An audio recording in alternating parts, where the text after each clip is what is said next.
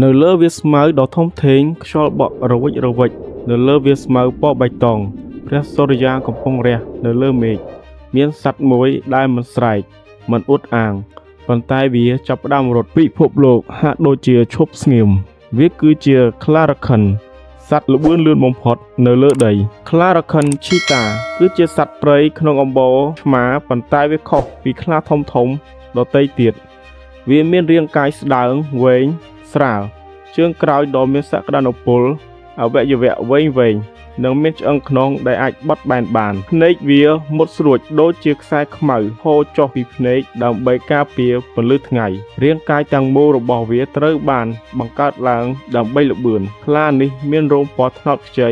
ដែលត្រូវបានសម្គាល់ដោយចំណុចខ្មៅអុចដែលមានចន្លោះស្មើគ្នាក្បាលវាមានទំហំតូចមូលមានច្រមុះខ្លីនិងមានស្នាមខ្មៅនៅលើមុខដូចទឹកភ្នែកខ្លារខិនឈីតាអាចរត់បានលឿនជាងរថយន្តនៅលើដងផ្លូវមួយចំនួនក្នុងរយៈពេលប៉ុន្មានវិនាទីវាអាចបង្កើនល្បឿនយ៉ាងឆាប់រហ័សដូចខ្យល់បក់លោតពីលើដីទៅមុខដោយមិនស្ទាក់ស្ទើរប៉ុន្តែល្បឿននេះមិនអាចរក្សាទុកបានយូរទេវាជាល្បឿនសម្រាប់បង្កើតឱកាសឈីតាមិនប្រមាញ់ដោយប្រើកម្លាំងដោយសត្វខ្លាឬតោទេវាប្រមាញ់ដោយការគិតវារងចាំសង្កេតនិងជ្រើសរើសគោលដៅដែលខ្សោយបំផុតនៅពេលដែលពេលវេលាមកដល់វារត់មិនមែនដើម្បីបង្ហាញល្បឿនទេប៉ុន្តែដើម្បីរស់រានមានជីវិតវាជាសត្វមាំងសាសីដ៏ល្បីល្បាញមួយវាជាសត្វនៅលើដីដែលលឿនបំផុតមានសមត្ថភាពអាចរត់ក្នុងល្បឿនពី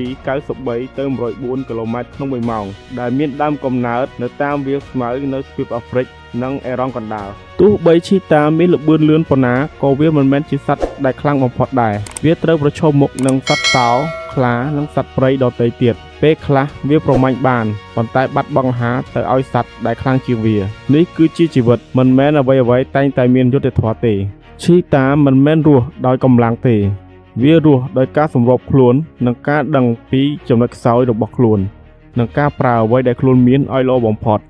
វាជាសត្វដែលបង្ហាញថាភាពឆ្លាតវៃអាចមានតម្លៃជាងកម្លាំងមេរៀនពីសត្វខ្លារខិនឈីតាបានបង្រៀនយើងថា